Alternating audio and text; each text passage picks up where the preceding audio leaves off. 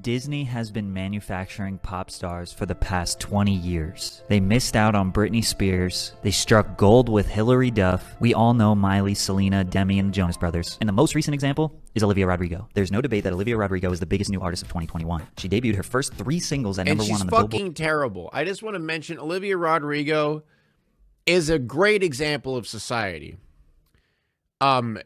She's terrible. Like, she's awful. Like, I'm literally one of the worst pop artists to appear in our society today. That's one thing I wanted to talk about today, is how garbage the music industry is becoming. It's disgusting. It appalls me. Hot 100, making her the first artist in history to do so. Then her very first album, Sour, debuted at number 1 and sold Sing review? Shut the fuck up. 300,000 copies first week. She peaked at 60 million monthly listeners on Spotify this summer and amassed 4.3 billion Spotify streams. She is the newest addition of the Disney pop star roster that overpowered the early to mid 2000s. But when I found out that she was a former Disney Channel star, it got me thinking, man, we haven't seen somebody this poppin' come from Disney in a long time. The 3 biggest artists to start their careers on Disney are Justin Timberlake, Christina Aguilera, and Britney Spears. But Disney was not able to capitalize on their music careers like they were able to with Miley Cyrus, Selena Gomez, Demi Lovato, and a few others. Which leads me to ask a bunch of different questions. Is Disney responsible for the success of these artists? How did Disney produce as many pop stars as they did in the early 2000s? Where did they go wrong in the 90s? Why haven't they produced any other big pop stars in the past? It's easy. You get a teenager who's on a very popular Nickelodeon show, and then you take one of those people, those teenagers on one of the shows, and then you just give them a singing career. It's so simple. You just give them a singing career, and everyone loves it. They just promote the shit out of it. If you just fucking watch it, 7-ish years, and have they figured out a new formula that's been spearheaded by Olivia Rodrigo, and there's more pop stars right around the corner? Or was it all just a coincidence? We all know there's no such thing as coincidences. Make sure you're drinking water while you're watching this video. Okay, so Disney is not the sole responsible party for these artists being successful. I mean, after all, they are super talented, and I don't want to take away from them or suggest that they're all just industry plants that have been handed their careers. But is it a stretch to say that Disney scouts talent for their shows that they could see having a career beyond the series that they're casting for? I mean, you can only roleplay as a teenager for so long. Eventually, they look too grown up and actually get too grown up. Plus, Disney has understood how valuable their brand is when it comes to music since the 1930s. They recognized the start of their record label, Disney Music Group, in 1956, and at the time it was called Disneyland Records. But even 20 years before they started that label, they still released music that accompanied the films that they were putting out. Instead, they would sell the rights of the music to other record labels at the time. The soundtracks to Snow White, Pinocchio, Bambi, and Dumbo are among the more famous ones that were sold to independent companies in order to obtain more funds for their films. Imagine a time where Disney needed more funds. Once they realized how successful that music would go on to be, they decided to lay the framework for Disney Music Group in 1947, and every song produced by Disney since 1960 has been released under their own record label, Disney Music Group. Which brings me to my first question. Does Disney hire actors and actresses with the intentions of guiding their music careers beyond television? Let's fast forward to the early 90s with a Disney Channel show called the all-new Mickey Mouse Club. Also, I should mention that they started the Mickey Mouse Club in the 1950s and had a version in the 70s. Was that Ryan Gosling? Wait. Is this Ryan Gosling? Yes, it is? Okay, good. Yeah, all right. Okay. And that they started the Mickey Mouse Club in the 1950s and even had a version in the 70s, so this was the 3rd attempt at making it work. But the 90s version was basically a Saturday Night Live type show, but for 13-year-olds. They would do skits and live performances in front of a studio audience, and it would later be aired on television. In the 2 seasons from 1993 to 1994, they had Justin Timberlake, Christina Aguilera, and Britney Spears all on the same show. These were the very last 2 seasons of the show. Oh, I didn't even notice. Oh, shit. Before I only noticed Ryan Gosling. They don't look... I could kind of see, they look way different. And you know the story, Justin, Christina, and Britney all became superstars. In fact, they're the 3 most successful stars to ever come from Disney, and they were all on the same show at the same time. So whoever casted that season had a crazy eye for talent. But these 3 never did an official music release with Disney Music Group. So you have to be thinking that Disney feels like they missed a huge opportunity, right? I'm not going to say that this show made them famous, but Disney gave them the biggest resume booster of all time. Not to mention it was the first time all 3 of them had any real entertainment industry work. It was probably so easy for them to go on and get record deals or get any entertainment work when they had the Disney stamp of approval. And just 5 years after that show, all 3 of them were multi multi-platinum selling and Billboard charting artists. I find this extremely interesting because in 1989, Disney started their imprint Hollywood Records, which was intended to release music outside of just soundtracks and movie songs, to act more like a traditional music label. So why didn't they try to just sign one of those three? And in my opinion, this catastrophic miss is where Disney formulated a plan to develop a star on TV on the Disney Channel with the intention of turning them into a pop star. And in 2001, we got the instant hit show clocking in at 2 million viewers per episode, Lizzie Mcguire, who was played by none other than Hilary Duff. The premise of the show is a 13-year-old girl who faces the regular personal and social issues of teenage years. Yes. Lizzie tries to develop her own identity, but is also attracted to the idea of popularity at school and longs for social acceptance among her peers. Yeah. Throughout the show, she would express her love for singing and performing, along with literally wishing to be Britney Spears. I like who I am, but I'd like to be Britney Spears. Some pretty epic foreshadowing. In natural Disney fashion, they released the soundtrack to the show on August 13th, 2002, after the first season, and it would go platinum. But Hilary only performed the first song, Can't Wait, on the project, and that song was getting tons of radio play. I even found this old article where critics suggested that the Disney star... I mean, yeah, like just how utterly abusive he was in the, like... later on, yeah, it makes sense. Was getting preferential treatment over Britney Spears. The roaring success of the TV show led to the Lizzie McGuire movie in 2003. In the movie, she's going on a school trip to Italy and finds out that she looks exactly like a famous Italian pop. Yeah, that show's fucking weird. Or that movie's fucking weird. It's like, it's what, like a 13 or 14-year-old girl going to like, what is it, Italy or something like that by herself, or Rome? I forget. It's a great movie. Shut up, Anthony. Popstar and becomes her doppelganger. The only great thing that came out of this is Trisha Paytas's parody. Review it. I already did. Go to my YouTube channel. It's on. And ends up performing pop hits. Sounds like a very familiar plot. Anyways, there were various musical performances throughout the film, but the song performed at the end became the most iconic. Hey now, this is what dream.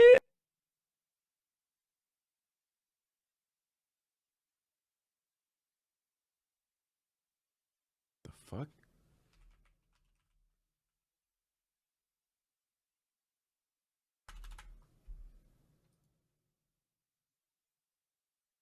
This is the real. I didn't hit the note, I'm sorry. They actually released the soundtrack before the movie, which was common Disney practice. That way the album was already in stores by the time people watch the movie, so they can leave their house and go buy it. Not like today where you can just upload to streaming services the same day. And because of the movie, the album went 1 times platinum. So they figured, let's do a whole Hilary Duff album. Just 3 months later, they released Hilary Duff's Metamorphosis album, which would go 3 times platinum. More successful than both of the soundtracks. She even did a 2-month-long tour. And just 2 months later, February 2004, Lizzie McGuire, the TV show, ends, and they did not start season 3 because Hilary was not happy with the money she was being offered.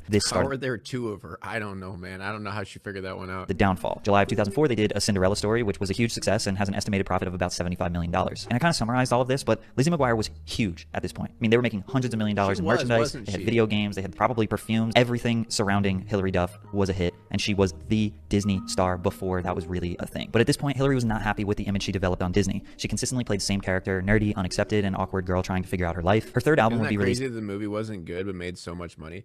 Dude, I mean, to be fair, like, Disney made so many movies that were like garbage. Like, Disney Channel original movies are very bad. Like, if you watch them now, they're really bad. But as a kid, you think they're great.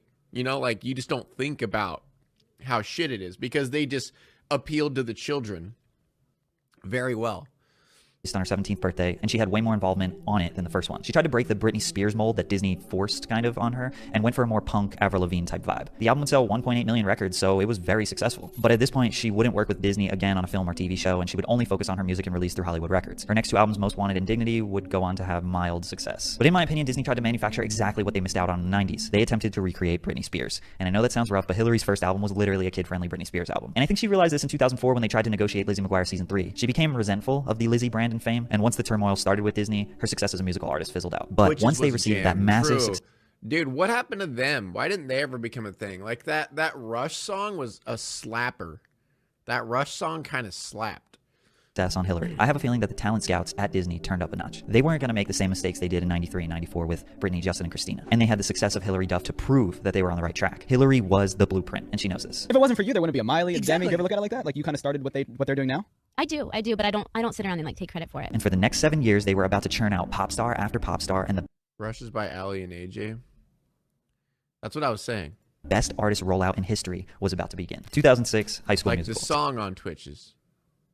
That's what I Zac Efron, Vanessa Hudgens, and Ashley Tisdale are the 3 newest Disney Channel superstars of 2006, and this movie was huge. Box office numbers were a little low, a measly $4.2 million, but they sold $100 million in DVDs. You know, it wasn't like a real, like, go-to-the-theaters movie, like they aired it on Disney Channel. The soundtrack would go 4 times platinum in the US and multiple times platinum around the world. As of January 2016, the album has sold 5 million copies in the US alone, making it the best-selling TV soundtrack since Nielsen started keeping data in 1991. It was also the #1 selling album of 2006. You could make an argument that the soundtrack was way more impactful and successful than the movie itself, but Zac Efron obviously didn't pursue a music career. Vanessa Hudgens' first 2 albums wouldn't even even go gold, and Ashley Tisdale had a very mild music career herself. But what would be the perfect follow-up to a wildly successful movie about high schoolers that sing? What about a show about a middle schooler who had a secret life as a pop star? I hinted at this before, but you can draw similarities in the Hannah Montana plot to the Lizzie Mcguire movie, which is not a coincidence. He literally took the idea of Lizzie Mcguire, combined it with High School Musical, and birthed Hannah Montana. Just 2 months after High School Musical aired, season 1 of Hannah Montana aired. They even used the HSM cast to promote the show. We're the cast of High School Musical, and we're the cast of Hannah Montana. Your show's gonna be great. Your movie was awesome. Yeah, but yours is gonna be off the hook. The first season of Hannah Montana was a huge hit. It was the biggest Off season the premiere in hook. Disney Channel history. Midway through season 1 on October 24th, 2006, they released the first official album for Hannah Montana, and it went 3 times platinum in 8 months. Once the first Jesus. album hit that 3 times platinum milestone, they dropped the second album, and that one would Middle go 3 times schooler, platinum. in dude, 6 that's how Disney works, man. They freaking rob the cradle when it comes to talent. Like, not even exaggerating. They straight up rob the cradle when it comes to talent. It's fucking weird. It's strange. Like, they basically groom them into pop stars. It's so disgusting. Society. 6 months. Then a few months after that, they dropped Miley's first solo album. Yeah, that one went platinum. talent. Well, obviously, it's not what like normal people would consider talent. But I'm saying when it comes to this type of shit, yeah. First month. Also during this time, they signed the Jonas Brothers and introduced Selena Gomez as a rival pop star to Hannah Montana. Wait. I know that all started to hit you very fast. And it hit me fast too when I was doing the research. It's like everything's going step by step, cool, and then boom, all this crazy shit is happening at the same time. So let's go exact in chronological order so I can show you how pinpoint accurate and pre-planned and just literally perfect the rollout was for all of these superstars' careers. January 2006, High School Musical, movie soundtrack, album of the year. 2 months later, Hannah Montana starts. October 2006, Hannah Montana first album, 3 times platinum. February 2007, signed the Jonas Brothers to Hollywood Records. This was more of like a traditional record deal, not for like a TV show or a movie. Yeah. April 2007, season 2 of Hannah Montana. June 2007, Hannah Montana album 2, which was combined with Miley's first album. It was like this double-sided disc thing. Like the first half was Hannah, the next half was Miley, but 3 times platinum. And then at some point, So while they're like gradually transitioning her. this is happening, they discover Selena Gomez. And 1 month later in July, they give Selena a role on Hannah Montana as a rival pop star. August 7th, 2007, the Jonas Brothers album releases, which would go on to be platinum, but listen to this rollout. 10 days after the album releases, August 17th, High School Musical 2 premieres on the Disney Channel. This premiere was significantly higher than High School Musical 1. The hype was real. 17 million live viewers, the largest premiere in Disney Channel history. The next thing that they aired immediately after the movie on Disney Channel was an episode of Hannah Montana. And who was on that first episode of Hannah Montana? None other than the Jonas Brothers. That was the most viewed episode in Hannah Montana history, which is kind of random because it was just like the 40th episode in a season. But they knew that all of those eyes and ears were going to be on High School Musical 2, and the next show, they literally made sure that they got the Jonas Brothers name out there because they just dropped an album like 2 weeks before. Ain't a coincidence, bruh. A few months later, October 7th, 2007, Wizards of Waverly Place first episode where Selena performed the intro song. So now those 3 are doing their thing. 1 year later, June of 2008, Camp Rock soundtrack released, followed by the Camp Rock movie, premieres on Disney Channel to 8.86 million viewers, which had the Jonas Brothers and Demi Lovato. So at this point, summer of 2008, Jesus Miley, Christ, Selena, dude. Jonas Brothers, and Demi Lovato are all on the Disney Channel. Miley This and is like evil as fuck, but it's smart. Like, this is disgusting, deplorable, and evil, but man, it's smart. Selena are on the TV show side, Camp and Rock the Jonas sucks. Brothers and Demi Lovato are on the movie side. So now Disney has introduced all 4 of their newest stars. And from 2008 to 2010, the Disney factory starts working, churning out album after album and making these artists superstars. 2008, Miley album, platinum. Demi debut album, gold. Jonas Brothers album, platinum. Selena stars in another Cinderella movie, which is literally the sequel to the Hilary Duff movie. And they used the single from the soundtrack to promote Selena's album the same way that they did for Hilary's first single on the Lizzie Mcguire soundtrack. The same exact thing that worked for Hilary 4 years Jesus ago, they Christ. did it again with the same movie. 2009, Demi gets their own show called Sunny with a Chance. Jonas Brothers get their own show called Jonas. So now all 4 stars have their own show on the Disney Channel where they also perform the intro song. Selena and Demi also get a movie together called The Princess Protection Program, which was wildly successful. So you see, this is another time where they used 2 stars or Jesus different stars of Christ. different shows to help promote a new one, because Demi is still relatively new to the Disney scene compared to the other 3. They also used this movie to promote Demi's album, Here We Go Again, which went gold. Wizards of Waverly Place soundtrack drops, double platinum. Miley Cyrus releases Party in the USA, diamond, 10 times platinum. Still her biggest song to date, actually. Wizards movie drops, second highest viewership of all time, which kind of certified that Selena was maybe even bigger than Miley on Disney at the time. And again, I had to summarize all of that heavily. Like, Like there were that's what I'm saying. Like, that's another problem with like not even just the music industry, but just like any stars whatsoever, is since Disney robs the cradle for talent, quote unquote, and they shove it down your throat. There's this weird stigma with you have to be like 16, like you have to be like 18 and under in order to like it like, say if you're past 18 years old, your chances of being famous are gone, or like your chances of like blowing up is gone. Like, there's that weird stigma that you have to be like 16 years old and blow up, or if you pass that age, like your life's just over. Like if you want to be a pop star or a musician or anything like that, if you're over 18, then your life is over. I don't know why it's such a weird stigma, because fucking Disney does this weird shit where they freaking groom children to be pop stars just so they can make them money, just so they could farm money. Tons of little details, but those were just the big things. But Disney laid the foundation for all of this. Cast a star for a TV show or a movie, released a soundtrack with a song performed by them. And you guys wonder why so many of these like pop stars like this end up having like mental issues when they grow up. Like look at Miley. She's all over the place, dude. Like she's everywhere, man. Use other popular shows and movies to cross-promote, drop an album, give them their own TV show or movie depending on which one they started with, rinse and repeat year after year, make millions and billions of dollars. And if you're forgetting my original point that this is all part of a massive manufactured plan. This is not just well, obviously it's not just Disney, but Disney's probably the biggest when it comes to that stuff. Simply off talent or the skills of these child stars. They were a piece of a massive system that was generating billions from them. It was a literal factory, and it was all falling into place perfectly in 2009. And you see how they went step by step from 2001, just gradually getting better and better at it, until in 2009 it was all just working all at the same time, and everybody was peaking, and Disney's making billions of dollars. But just as everything was working perfectly in 2009, 2010 was when it came to a screeching halt. The end of an era was on its way. Jonas and Sunny with a Chance both released their second seasons, but ratings were already low for both of the shows. Miley releases her album Can't Be Tamed, which was her worst performing album, and if you think about the title, it kind of says a lot. Miley was expressing her inability. What wasn't that like her trying to like be an adult? It was really weird. I remember that phase of Miley where she like, I'm not a kid anymore. I could show my boobies to anyone I want. You know? I don't know why that's like being an adult. And I don't know why that's like people's version of like, I'm an adult now, is the fact that I can show penis and my boobies to everyone now. That means I'm an adult. I can show my pee-pee. Like what if like right when I hit 18, I made a song music video of me just hanging dong. It was like, you can't tell me what to do, Mom. Just drop my dick out. Look at me now, Mom. You can't tell me what to do. Look at me now. Joining the weirdest time? No, this is the perfect time. To love the Hannah Montana show anymore. She was growing out of the tween era and into a young woman. We even got a famous quote from Miley in 2019. The minute I had sex, I was kind of like, I can't put this fucking wig on again. It got weird. So basically, she's dressing, acting, and performing on stage in a very grown-up manner. Was even caught on Instagram smoking salvia out of a bong, all while Hannah Montana season 4 was airing. And smoking salvia. I didn't remember that. Jesus Christ. 7, 8-year-olds around the world are looking up to her on the show and then seeing how she performs live and in person and just being really confused. And obviously parents didn't like that. So the show kind of crashed and burned and album sales plummeted and Miley wanted to move on. Selena had a good year though. She put out her second studio album, which went gold and had a 2x platinum single and another 1x platinum single, and Wizards of Waverly Place was still performing great. 2011. Yes, my P.O. box is staying up until like the end of December, probably till next year. And then around like late December is when I'm going to be opening my P.O. box. So you guys got time. Jonas Brothers are officially on a hiatus, Hannah Montana is officially over, and Sunny with a Chance was officially over. So Selena is all up to you, baby. Wizards was in its last season. But again, Selena had a great year. She released a gold album and would have 3 singles get a combined total of 8x platinum. Who Says, Love You Like a Love Song, and Hit the Lights were all crazy successful. Which is kind of wild how Selena's most successful year was when the Jonas Brothers and Miley Cyrus were gone, and Demi Lovato was kind of in the background. Just goes to show you how powerful it can be when you have the entire Disney machine focusing on. You guys remember Demi Lovato? But once 2012 hit, the true end of it all happened, at least in terms of the shows, and really the general hype of Disney. I just realized I have 669 subscribers.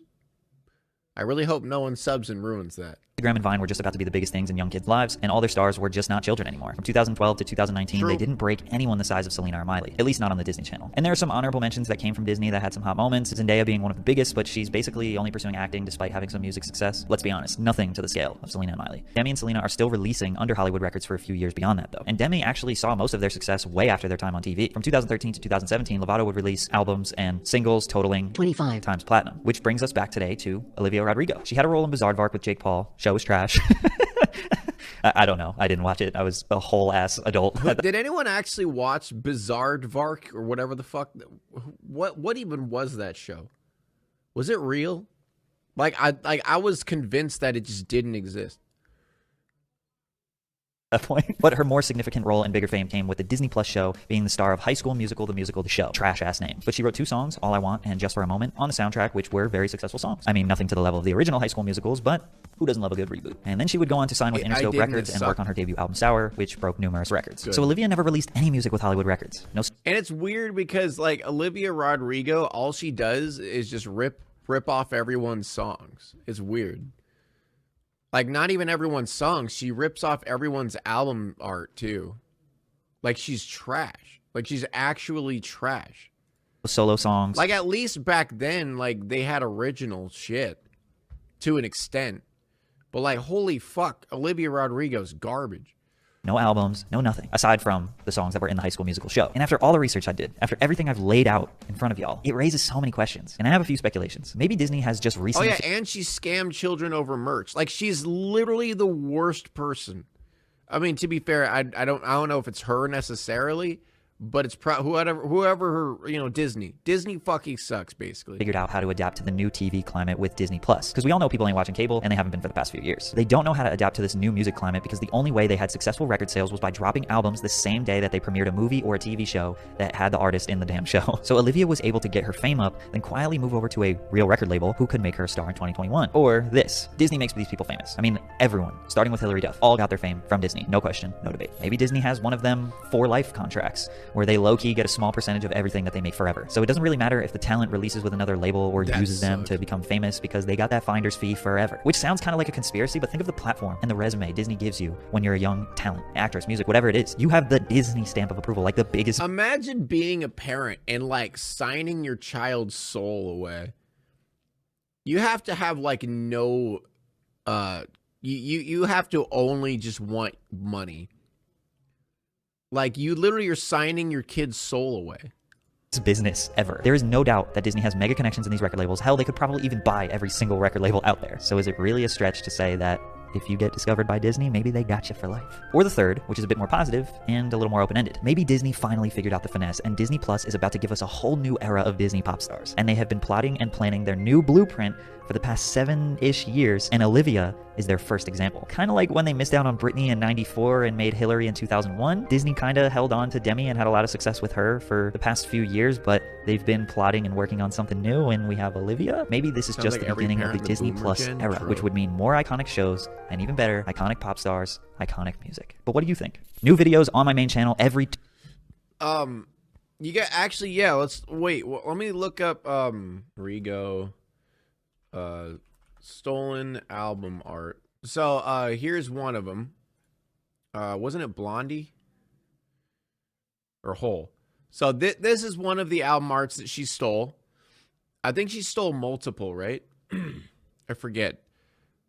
It's from Hole, yeah. But like same crown, same eye makeup, same flowers, literally just straight up yoinked. Like, she straight up yoinked it. And also, we all know that she basically stole a Misery Business straight up. Yeah, she's paying money to Taylor Swift and Paramore because she couldn't even lie. Like, it was so similar and so obvious that she stole their music. Like, they stole their music concept, that they literally have to pay them. Well, yeah, I mean, okay, don't blame her, I guess. Yeah, it's not necessarily her fault, chat. Let's be real, she doesn't even write the music. No pop star writes their music. She's literally just a face. She's a face and a voice that they just pump their loads into. Now, that's not really what I was... They pump the... They make music for, and they... You know what I'm trying to say. Now it's time to walk away. I hope you enjoyed your stay.